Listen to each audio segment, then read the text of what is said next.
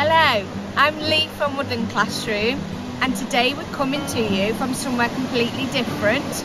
We're actually on holiday in Cornwall, on this beautiful part of Great Britain, and because of the different sort of environment we're in, we're able to forage different sorts of plants. There is a rich environment here of wild edibles. We've got the coastline, we've got shingle beaches, we've got rocky outcrops. So let's have a look at some of the plants we don't normally get to see.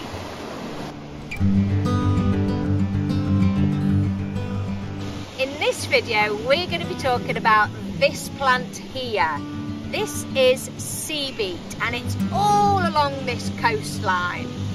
Now this is the wild ancestor of the cultivated varieties that you have heard of, like spinach, chard, beetroot, sugar beet and the fodder crop, mangel-wurzel.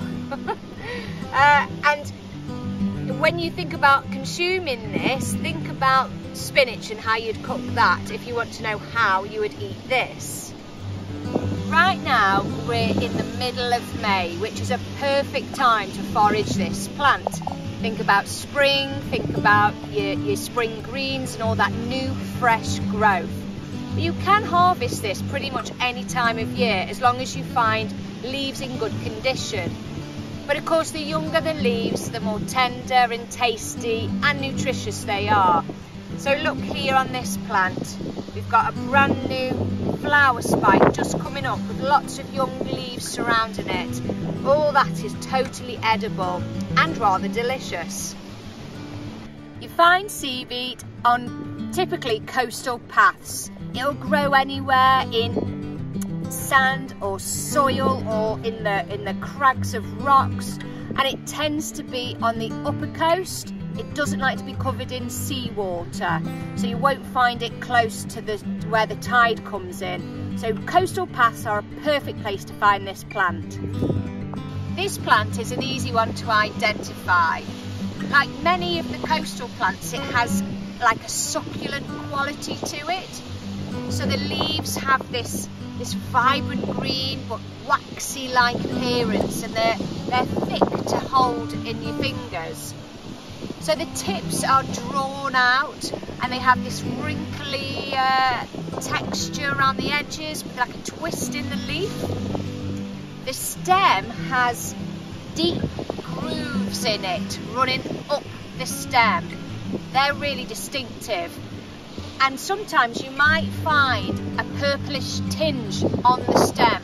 I'm not actually seeing that here today, but if you do see it, that can be typical of this plant. Now underground there is a thick root which can also be dug up and used as a wild food.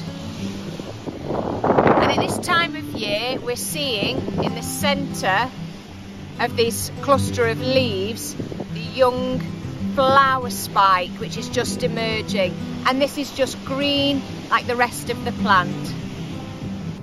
Here's a flower spike that has come right out. You've still got the young leaves, but look how long the flower spike will actually get beyond the plant. When foraging this plant, what we're looking for is the fresh, new, tender growth. The leaves that are looking at their best, perhaps the smaller ones nearer the top. This whole flower spike is edible. So look, all the leaves are in really good condition. This whole flower spike is edible. And you know what? It's not dissimilar to spinach, but I think it's much tastier. It's got more body to it. It's more earthy flavour.